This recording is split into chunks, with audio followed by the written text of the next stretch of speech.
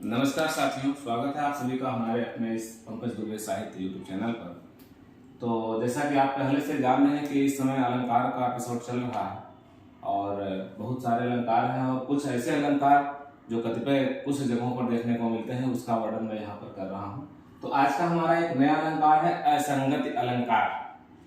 कोई किस कविता में या किसी भी कविता में असंगति अलंकार है तो उसको कैसे पहचानें, उसकी विशेषता और इसकी जो है पहचान और लक्षण क्या है। तो जहां पर कार्य एवं उसके फल में संगति न हो, मतलब कार्य कुछ किया जाए और उसके परिणाम कुछ निकले, आप देख रहे हैं कि अर्थात कार्य कुछ हो और फल कुछ हो। कहने का मतलब कार्य में और उसके फल में कोई तालमेल न हो। अर्थात यहाँ कहा जा सकता है कि करे कोई और भरे कोई अच्छा काम करे या बुरा काम करे, उसका रिजल्ट या उसका परिणाम कुछ दूसरा हो, दूसरे को करना पड़े। जैसे देखिए, बिहारी जी का एक चर्चित दोहा है कि दृग उर्झत टूटत कुटुम और जुरत चतुर्चित प्रीत।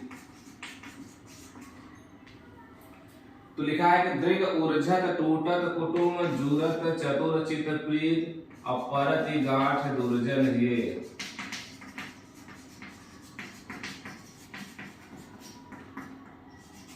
दई नहीं यह रीत। दई का मतलब गई। तो बिहारी लाल जी ने जो कहा है कि दृग उर्झत टूटत कुटुम जुरत चतुर्चित प्रीत परति गांठ दुर्जन हिये गई नहीं हरित। तो करे कोई भरे कोई, कार्य कुछ हो रहा है और परिणाम कुछ हो रहा है। कि यहाँ पर देखिए, दृग मतलब आंख। नायक और नायिका के जो नेत्र हैं वो उलझते हैं। प्रेमी और प्रेमिका एक दूसरे को देखते हैं और उनके चित्त में, उनके मन में हलचल हो जाती है और प्रेम हो जाता है।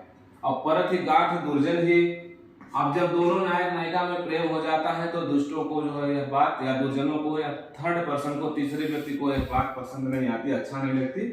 अब सोचिए कि उलझते प्रेम है, जुड़ता जो है नेत्र है, जुड़ता है उनका चित्त, उनका हृदय, और दुष्टों के हृदय में जो है जलन होती है, वो ईर्ष्यालु स्वभाव के होते हैं। तो कहने का मतलब यहाँ पर काम कर्म करता है आंख, लेकिन प्रभावित कौन होता है? हृदय। तो सीधा आप देख रहे हैं कि कार्य कुछ हो रहा है, परिणाम कुछ हो रहे हैं। इसी के साथ अगर दूसरा देखा जाए तो किसी कवि ने लिखा है कि लगा लगी लोइन करे। लिखा है कि लगी लोइन करे और नाहक मन बध जाए। नाहक मन बध जाए, ठीक उसी का डुप्लीकेट है ये। कि लोइन का मतलब होता है आंखें, एक दूसरे को देखती हैं और मन जो है उससे प्रभावित होता है। तीसरी अगर देखते हैं, अगर फिल्मी दुनिया में अगर देखा जाए तो किसी गानों में देखते हैं, आप कहता है कि चोट तुझे लगे तो दर्द मुझे होता है, भाई भाई में अक्सर ये होता है। तो यहाँ पर जो है मूर्छित हुए हैं लक्ष्मण और दर्द हो रहा है राम को। मतलब लक्ष्मण को चोट लगती है, मतलब जो है वो प्रभावित कौन होते हैं? राम। यहाँ शक्ति लक्ष्मण को लगी, लेकिन विलाप कौन कर रहा है? राम। कि मुझे बहुत दर्द हो रहा है, मेरे जो है प्राण से प्रिय भाई अनुज को चोट लगी है। तो कहने का मतलब चोट तुझको लगे और दर्द मुझे हो। तो कारण कुछ हो, रिजल्ट कुछ है, कार्य कुछ हो। तो यहाँ पर असंगति अलंकार है। तो मुझे उम्मीद है कि आपको समझ में आ गया होगा। तो इस प्रकार की जहाँ पंक्तियां आए, कविता आए, वहां पर समझ लो कि असंगति अलंकार है। तो फिर अभी हम दूसरे कालांश में मिलते हैं। तब तक धन्यवाद।